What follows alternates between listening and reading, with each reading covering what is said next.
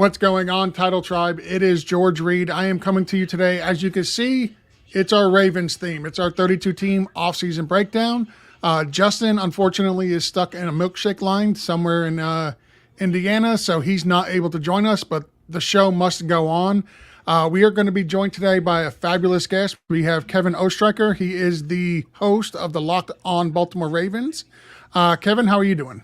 I'm doing good, George. I will try to take Justin's place here and do a good job. I've been in those milkshake and pizza lines before, so I'll do my best. Justin's not here, so I'm going to make fun of him, but replacing Justin, that just means the bar is very, very low. So why don't we go ahead, start the show here, and we'll get into this in just a minute.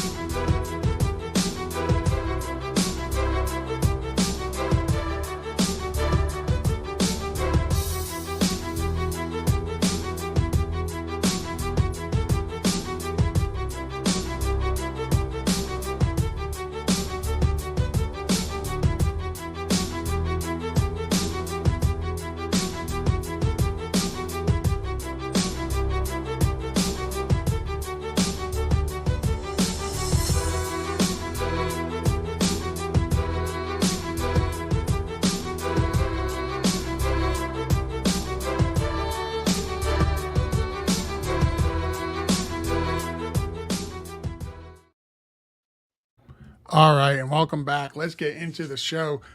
Kevin, before we get into these hard-hitting questions, why don't you go ahead?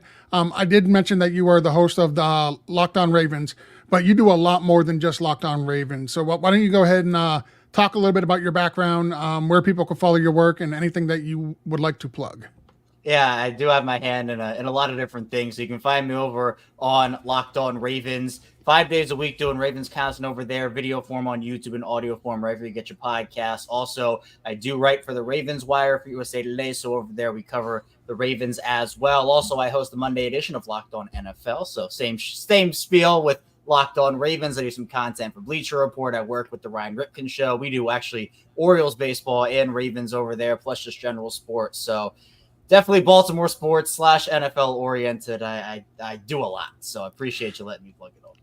Absolutely. And one thing I've noticed about all the guys, so we do a lot of these shows in the off season, and I try to go to the guys from Locked On because they are the absolute best, most knowledgeable about their local sports teams. And they're always generous with their time, yourself being one of those people who are generous with their time.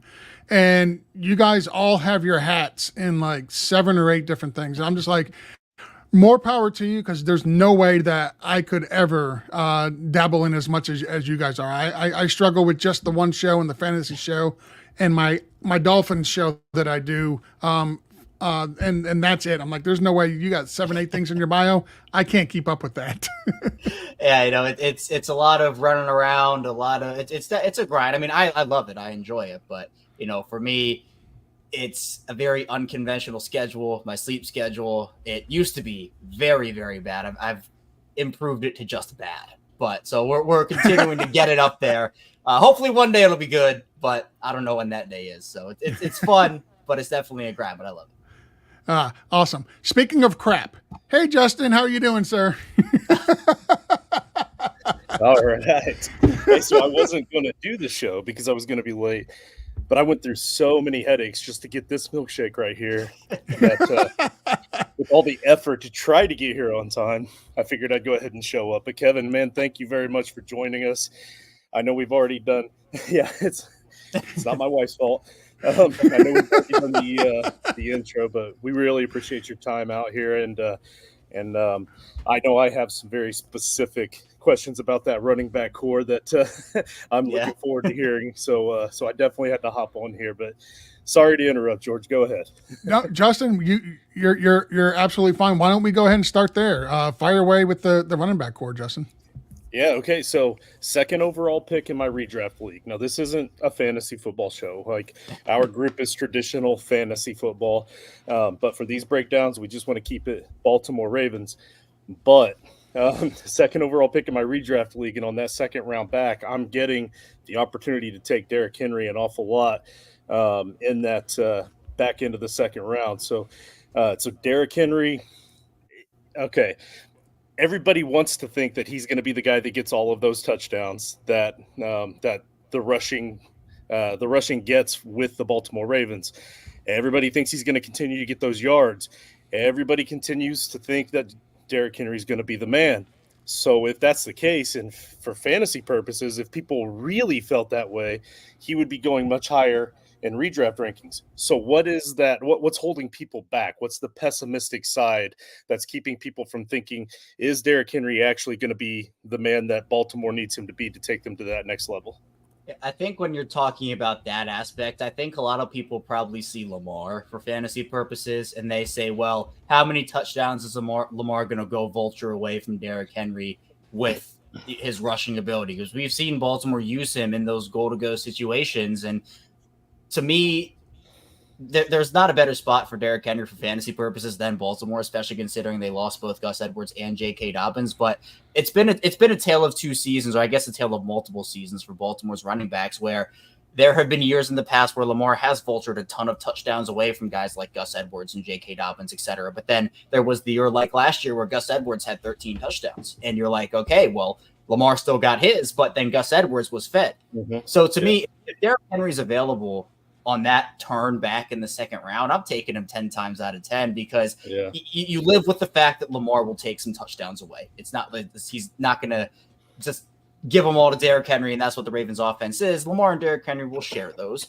But with the way the Baltimore runs the ball, with how much they run the ball and the volume that's there, I think for Derrick Henry, I'm taking the positives over the negatives for fantasy football, and I'd take that pick again 10 times. All right, that was just a selfish question, but since we're on running backs, we usually don't ask two questions of the same position. But Keaton Mitchell, where are we at with his rehab, with him coming back? Because it was just kind of lightning in a bottle for a short period of time, but man, did he look good. Yeah, I think he's definitely not going to be back by week one. John Harbaugh said this wasn't a training camp, be back by date, or week one, be back by date. There's still some work to be done. ACL tears, the science behind this, it's gotten a lot better. You know, usually when we were talking about those years and years ago, was they were out for a year and a half, 2 years, like crazy timelines. We're more now in the 9 months to a year. Some people might even come back faster depending on recovery and how they heal. I'd expect Keaton Mitchell probably back sometime in the middle of the season. So that's an IR stash for fantasy purposes. I'm sure they'll probably put him on short-term IR as well, just to make sure they have that extra roster spot. Yeah. But when he is back, that's going to impact how Baltimore does shift through their running back room. Not to the point where Derrick Henry's not the bell cow, but you can't keep Keaton Mitchell off the field because he's that good of a player. Fair enough. And we're going to switch over to I want to talk a little bit about the draft. What did you think about the Baltimore Ravens draft? Typically, Baltimore, I don't know why other teams between them and Philadelphia, it's just like stud players just tend to fall to those guys, those two teams specifically, and they always have top tier drafts. And I love what you guys were able to do in the draft. So, what was your opinion on the draft, and what was your favorite pick in the draft? For me, the draft was, I think Baltimore did a great job, especially with their first 5-6 picks of this draft. Now, the way it played out was a little different than I thought it was going to be, especially when you just talk about in general that cornerback position, seeing Terrion Arnold go so late, seeing Kenyon Mitchell go so late. That pushed Nate Wiggins down the board, where the rumors were that Jacksonville was in on either him or Brian Thomas, and Brian Thomas fell to them, and they said, we're going to take Brian Thomas. And it was interesting because Baltimore, they have a need at cornerback, but it's not necessarily this short term. They had no corners entering the draft. Marlon Humphrey is still there. I think, again, we're not so much in the top 5 Marlon Humphrey conversations. I think we're now like top 10, top 12 for him, but he's still a really quality cornerback. Brandon Stevens had a great year. But for me, I think at the end of the day, is that me? No, that's Justin. Is it? That's Justin. No, I think it's me. Hold on, wait. Nope, it's Justin. It just stopped, whatever it was. It might be like one of those national alerts. On Oh your no, phone. it was me. It was my phone. It was a Oh, tornado. It was a tornado warning. Jeez, they good. didn't want me to talk about. Yeah, I'm looking outside. Wow, that's nasty out there. Yeah. Well, I hope no tornado comes near you. Yeah, no, that would be content. You should clip that if that happens for your show. I thought it was Justin. I listen. If you notice, I blame everything on Justin. So I took it. Well, no, this was me. I apologize for that, but not your fault. Not your fault. And you're typically correct to blame me. So, and he typically blames me. So we have a good working relationship. I guess the weather just didn't like the Nate Wiggins pick and wanted me to stop talking about it. So apparently, yeah, I guess so. But I'll finish what I was saying about how short-term corner need was not a thing. Long-term corner need was. So I think that was a fine pick, especially with the way the draft fell. But a lot of people were looking at the offensive line. Baltimore lost 3 starters last year on their offensive line. And that's a huge point considering, to me, my opinion is it all starts up front for an offense, whether you talk about the run game or just protecting your quarterback. So Roger Rosengarten was their pick at 62. Baltimore, I think, wanted to just get younger and more athletic on the offensive line, and that's what Roger Rosengarten is. Adisa Isaac, edge. I mean, I would have honestly double dipped at offensive line, but I think a lot of the guards went off the board before Baltimore picked, like Cooper Beebe and a bunch of those guys. So there wasn't really anybody else who they would, I think they're a best player available team. So when you're talking about, are you going to reach for a guy that has a 5th round grade on your board in the 3rd round? You're going to take the best guy available who's, maybe a 70 and you're picking in the 90s. Baltimore takes the best player available a lot. So I thought they did a good job. Tez Walker was a great pick. My favorite was TJ Tampa out of Iowa State. I thought there was no way he was going to last until the end of that 4th round, and was getting 2nd round grades, 3rd round grades from a lot of people. And again, Baltimore, if there is a player that slips and there is that much slippage, Baltimore will take them, even though they double dipped decently early at corner with them taking Nate Wiggins in the 1st round. It seems like the Ravens adage and the NFL adage is you can never have enough cornerback depth, just because it seems like guys drop left and right every single season. Baltimore's seen it firsthand. I mean, they were signing guys off the street to play in that 2014 AFC divisional round game against the Patriots and arguably lost because of it. So I think that you can never have enough corners. Baltimore did a good job overall, I think, addressing needs, but also taking guys with value and also getting value picks overall. Yeah, having those key players at the defensive back position funnels everything to the inside. It helps your defense to be able to play better team defense, and the Ravens have always been awesome at that. So Rich just keeps getting richer on that defense right there. And you already kind of touched up on my next question, because I was going to ask about that offensive line and why PFN had them ranked so low. Again, guys like me, outsiders, we don't think about the fact that they lost 3 starters from last season, and they're working on a rookie now. But they obviously addressed that situation. So we're rolling right on through this, and obviously I don't want to I don't want to wish this on anybody. We know that Lamar's going to get his, but should something happen to him, who else do you guys have in that quarterback room that's going to step up since you guys lost your long-term backup this offseason? Yeah, so for the Ravens right now, Josh Johnson would be that guy who has been on 35 different teams in 15 years. He has had the craziest, not just NFL, but football journey I think I've ever seen. So he's actually entering, it's his 2nd, maybe even 3rd stint with the Ravens, his 2nd season though, so there's a little bit of at least that's long-term for Josh Johnson, it feels like. Yeah, really. So he's going to be the guy for them. If you remember, they claimed Malik Cunningham last year, the former Louisville quarterback from the Patriots, off of their practice squad, or they signed him off their practice squad. They actually moved him to wide receiver. So he is now officially listed as a wide receiver. He's no longer a quarterback. The only other guy on their roster right now is Devin Leary, who was their 6th round pick out of Kentucky. So it is quite firmly Josh Johnson. And then if Lamar and Josh Johnson were to go down, and again, we'll knock on wood that does not happen.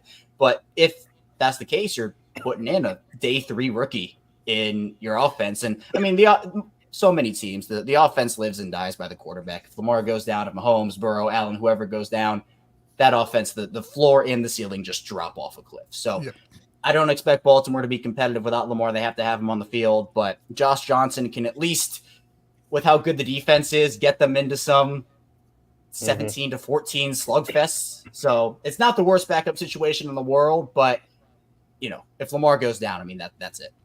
Yeah, George and I got to see Malik Cunningham at the Senior Bowl a couple of years ago Yep. down in Alabama. Dude is lightning, and what I like about that move to wide receiver is with the new kickoff rules. I feel like he could be perfect for that situation. Yep. We're gonna see more kickoff returns. He has that kind of explosive ability, so I'm excited to see that. So, didn't mean to jump in front of you, George. Go ahead. No, you're good. My next question is, what is going to be the offensive and really the defensive philosophy for the Ravens? Because this past season, you guys lost both your offensive coordinator and defensive coordinator. So what are we expected to see the same style of offense and defense, or will there be overhauls? Is there going to be like any type of a learning curve for the players, an adjustment period? What can we expect? Yeah, well, Todd Monken actually is their second-year offensive coordinator. They lost. They fired Greg Roman, but that was last year. So Monken's entering year two. Okay. But with the way their coaching offseason went, it felt like they lost every single coach on their staff, considering it was every single guy. I knew, and listen, this is why we bring the experts on, because I don't follow Baltimore as closely as you do. So I knew Greg Roman was their offensive coordinator at one point. I know he's now out in Los Angeles, right. But I didn't realize that they had Todd Monken all last year. For some reason, it felt like it was a Greg Roman thing last year as well. Yeah, well, I think, and I don't blame you, because the balance in the offense didn't necessarily change. Where under Greg Roman, they were known as, okay, they're going to run the ball, and passing really, it's not priority. Last year, Baltimore was number 1 in rushing attempts and number 30 in pass attempts under Todd Monken. So what I expect this year is a little more balance. I would at least hope there is, especially because with the way this wide receiver group is now, Odell Beckham is no longer there. They're essentially going through some sort of a youth movement. In fact, it is a youth movement where Zay Flowers is their unquestioned number 1. And I think Zay earned that. I have no problem with Zay being there. But then Rashad Bateman is going to be their unquestioned number 2. And that is where there's a little bit of risk, because Bateman has dealt with injuries and just lack of production over his first 3 seasons. The potential is through the roof.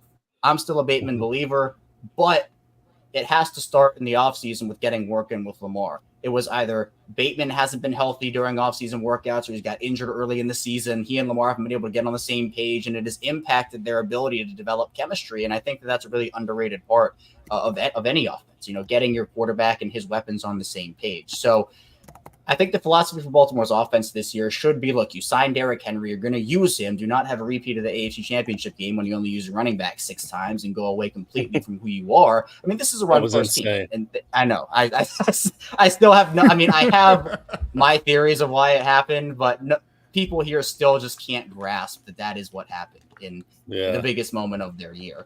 But I would hope that with Derrick Henry, you have Derrick Henry. You can't allow that to happen regardless, because you have literally Derrick Henry. In terms of defense, the fact that they went internal, for me, signals that they're not going to shift too far away from what they did last season under Mike Macdonald. They hired Zach Orr. The concern and worry with Zach Orr, I think it'll work out for them great in the long run, but Zach Orr has never called plays before as a coordinator ever. This is his first ever coordinator job. Now, he played 3 years in the NFL with the Ravens, and that certainly helps in terms of just getting a step ahead, because he's had that, middle of the defense. He was an all-pros last year in Baltimore before he had to retire due to a neck injury. So I think what Baltimore's going to try to do is it's a do-it-all defense, which means you have everybody playing every position. Kyle Hamilton's your free roamer. You can play him at all 3 levels of the defense.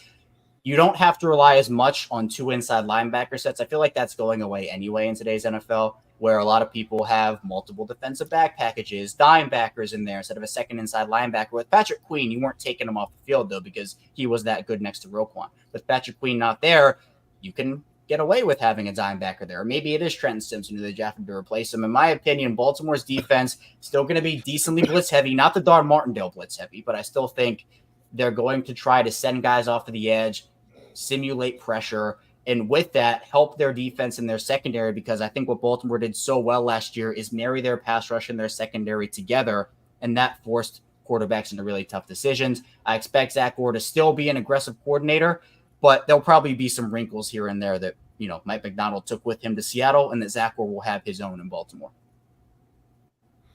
Outstanding. So go ahead. Sorry, Justin. What was your favorite free agent signing outside of Derrick Henry, if it was Derrick Henry, and what is the the signing that they didn't make. So which player on the team that they lost do you think is going to make the most impact?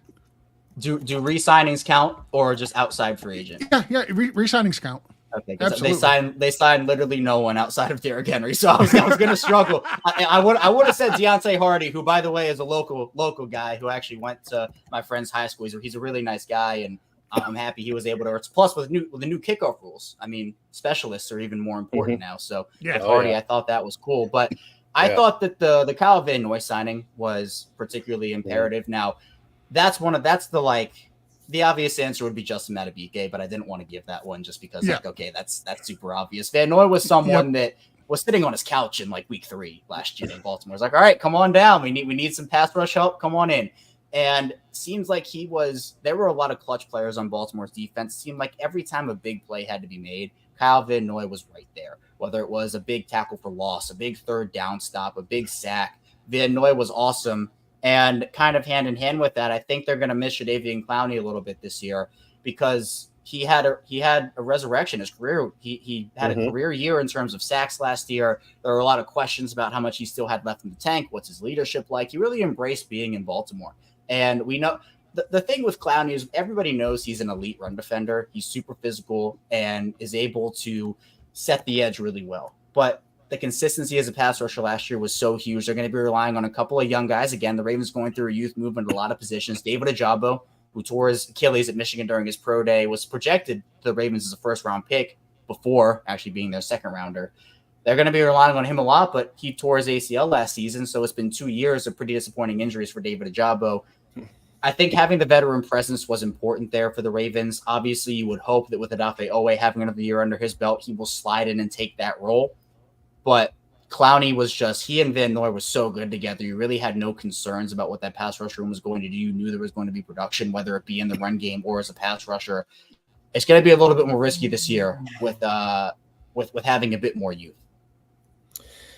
So, Kevin, my question is also free agent related. There's a particular player that's still out there on the free agent market right now that's had an amazing career.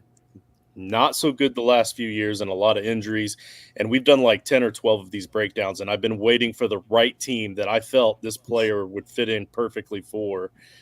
And that's Michael Thomas. I think with this wide receiving group, and their most veteran guy is Nelson Aguilar, and I'm not saying that he's just some chump. He's had a long career and he's had moments, but I feel like Michael Thomas could come in and be a leader for this young wide receiving group and still play that wide receiver 2 role should, for whatever reason, should Rashad Bateman not be able to step up and take that next leap, or play that backup or third guy role.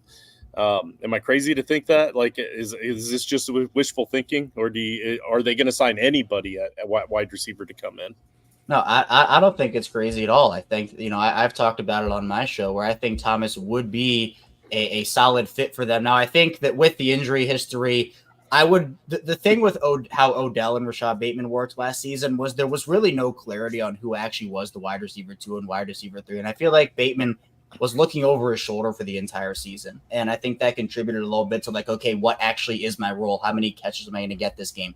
The difficult thing about being a receiver, particularly a veteran receiver in Baltimore's offense, is they just don't throw the ball a lot. So if you're coming in and your name in the history of the Lamar Jackson era, if your name is not Marquise Brown, Mark Andrews, or Zay Flowers, you're probably getting 4 targets, 3 targets a game. And maybe one day you get 5, maybe one day you get 6. But at the end of the day, if you want to come and contribute and be a part of this Baltimore offense, John Harbaugh said it. They're not going to force any receiver to come to the Ravens. You want to be a part of, John Harbaugh said, a winning team. You want to be a part of a winning team. You want to have a chance to go to the playoffs and win games, come to Baltimore, but that doesn't mean your role is going to be exceptionally huge. So if they brought in Thomas as a number 3 wide receiver with clear expectations of like, look, you're not going to get 10 targets a game. You're not going to catch 7 passes for 100 yards and 2 touchdowns every game.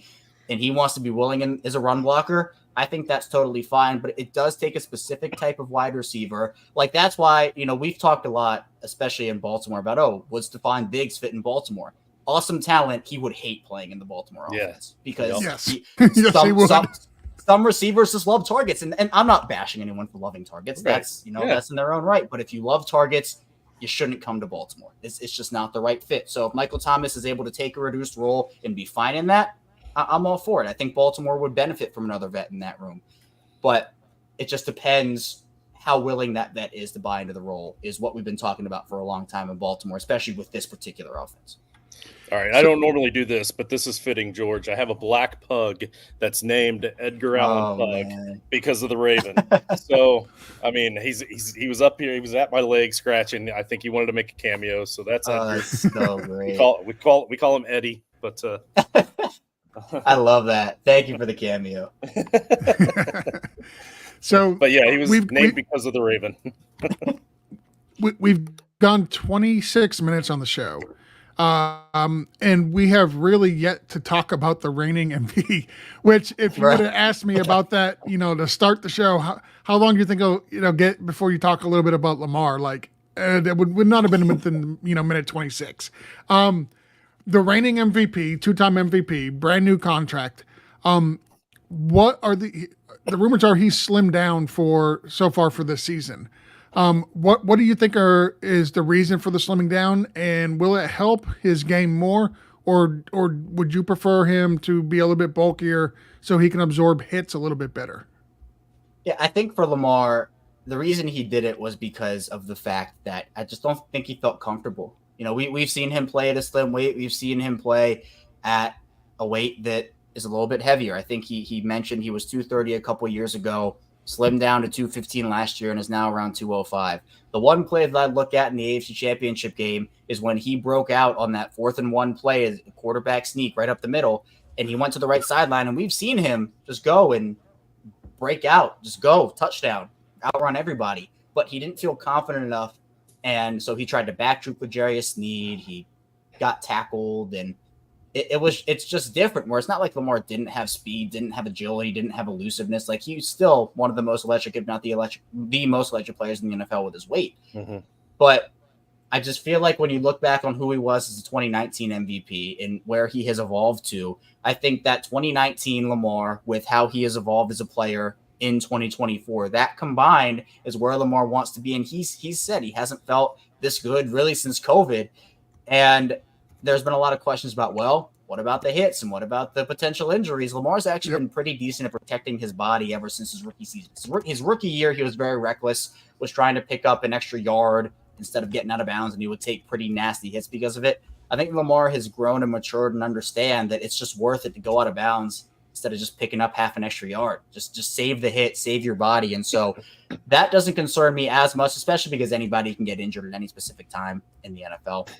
Guys get injured in the pocket. Guys get injured. I mean, Lamar's injuries have been from the pocket. Those 2 season-ending injuries both were on throwing plays from the pocket. So I think for Lamar, he just wants to feel more comfortable in his own body, and I think he's definitely achieved that. And he certainly looks the part. You go back to what he looked like in 2019, and you're like, oh, there's really no difference here between what we're seeing between Lamar 2019 version and Lamar 2024 version. Yeah, and I can totally relate to that athleticism. Like, I feel like I need to slim down just a little bit so that I don't risk injury when I'm trying to make it to the bathroom at 3 a.m. It's a good point. Justin and Lamar Jackson, we're talking the same athletic ability between those two. It's scary. All right, time for our, we call it the final question. It is probably the most difficult question you're going to get asked tonight.